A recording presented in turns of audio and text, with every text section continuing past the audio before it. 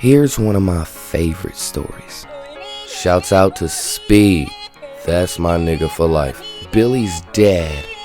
Shouts out to Billy. And shouts out to Big Billy. Billy's dad now lives in the valley. He used to live in Lancaster, now lives in the valley. And Billy would go see his dad sometimes.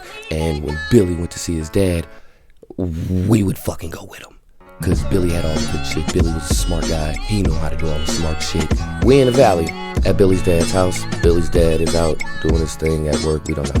Me and Matt are on a mission to get a blunt. Yes, we're doing the reefers, but we need a blunt.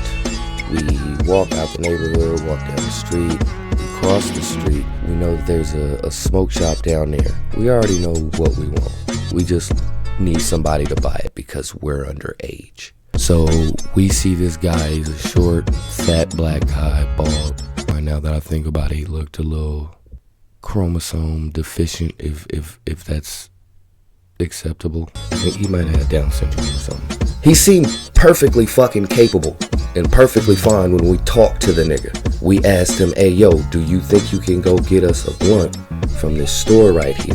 And he was like, oh yeah, sure. Perfect, wasn't nothing special about him. Nigga took our money, start walking. We gave him a little distance, watched him. We following behind him. He go in the store. We like, all right, bet. He come out, he see us, he walk the other way. And we like, all right, he want to do this in secret. Whatever. We start following him, and then he like walk off a little bit faster. And we walking a little faster, and then nigga start looking back. Like, the way he looked back was like, why are we following him? And then we started to think like, is this nigga trying to get on with our shit? Whatever. We followed this nigga all the way around to some it was like a recycling bin thing. It's like a big ass bin, and they take your shit and they throw it all in the back. It's like a big ass container. Anyways, they got a table set up in front. You go up there, you weigh your shit, get your money. The dude go back there and go behind the table and sit behind the table. And there's like other workers there. There's like a guy sitting behind the table and one dude, you know, throwing cans in the back and shit. And me and Matt charge up like, yo, bro, what are you doing? Like, and Matt, this when I was like, oh, I fuck with this nigga. I fuck with this. This nigga showed his thug side. He was like, yo, this motherfucker took our money, bro. He was saying it. They were Hispanic. This guy was black. They were Hispanic. So Matt kind of saying it in Spanish too, right? I believe it got over. Like, I believe they understood in the end. He telling them this nigga took our money and just got on.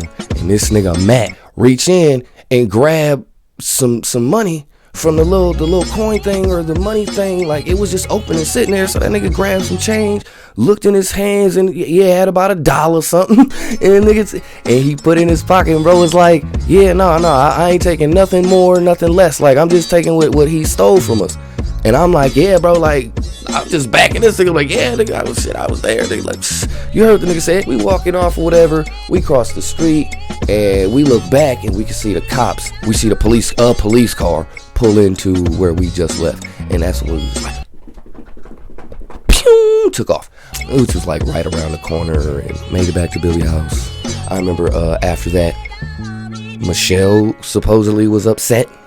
Michelle was upset because she was like, oh, y'all doing all this shit and then running back to my daddy house. And y'all can have the police here. Like she ain't doing some shit.